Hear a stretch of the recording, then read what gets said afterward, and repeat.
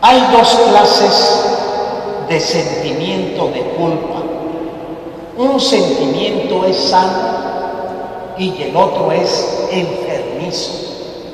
El sentimiento de culpa sano es aquel cuando yo acepto mis pecados, mis errores, mis equivocaciones, llámenle como le llamen, cuando yo acepto todo ello y soy responsable de las consecuencias, asumo la responsabilidad de mis acciones, esa es un sentimiento de culpa sano, que me va a llevar a una conversión, a un cambio, o por lo menos a poner lo que está de mi parte para ya no seguir cayendo en el mismo error, pecado o equivocación.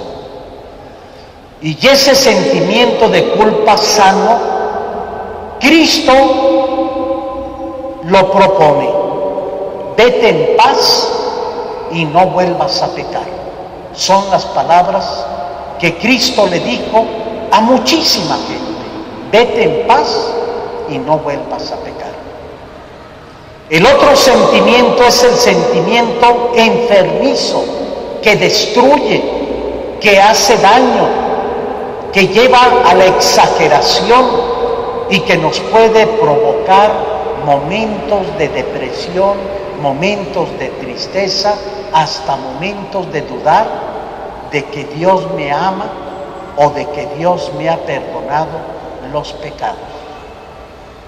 Yo lo he repetido y hoy es muy importante recalcarlo y te hago esta pregunta: ¿qué necesitas hacer tú para merecer el amor de Dios? Vuelvo a hacer esta pregunta: ¿qué necesitas hacer tú y yo para merecer el amor de Dios? Si estamos hablando de un sentimiento de culpa responsable y que me lleve a la conversión, la respuesta es: no necesitamos hacer nada, porque el amor de Dios es gratuito. Dios me ama como soy. Y yo te pregunto, si Dios te ama como Él es, ¿por qué muchos de nosotros no nos amamos a nosotros mismos como nosotros somos? ¿Por qué nos avergonzamos frecuentemente de nosotros, haciéndonos daño? Si el mismo Cristo nos lo ha dicho: yo he venido para que tengan vida y la tengan en abundancia.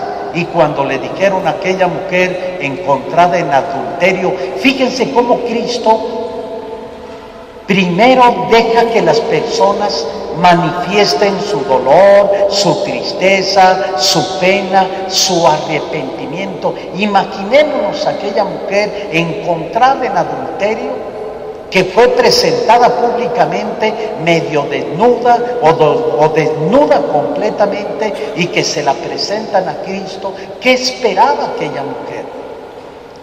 Indudablemente que aquella mujer esperaba la condenación de Jesús para que fuera apedreado, y se quedó admirada cuando Cristo la defiende y le dice a los demás que condenan y señalan: el que esté limpio de pecado, que arroje la primera piedra. Ahí Cristo le manifiesta el sentimiento del perdón, un perdón sano. Fíjense las palabras de Jesús: mujer, ¿quién te condena?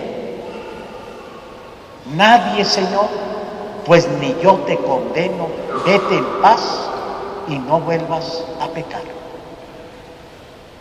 Es necesario que también nosotros manifestemos el dolor de nuestros pecados, el arrepentimiento de nuestros pecados, para que escuchemos esas palabras maravillosas de Jesús.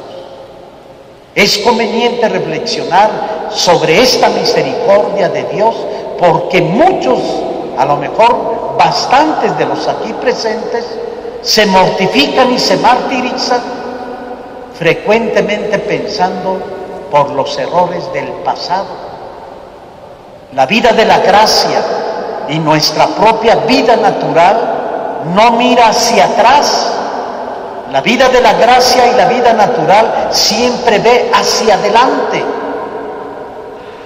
Que nuestros errores, que nuestras equivocaciones nos lleven a dos cosas: a ser mejores y a seguir confiando en la misericordia de Dios.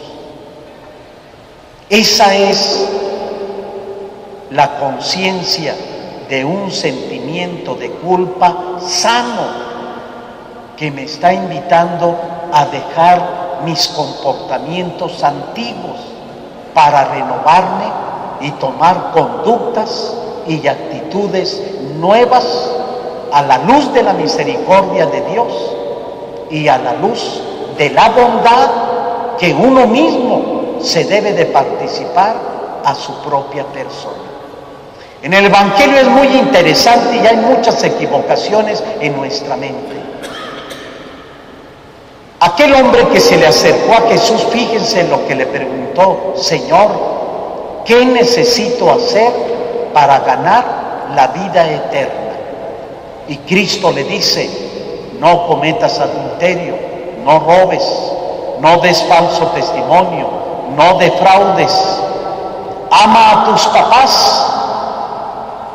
Qué maravillosa vida de ese hombre. Señor, todo eso lo he llevado desde joven. Cristo le propone algo más grande: vende todo lo que tienes y sígueme.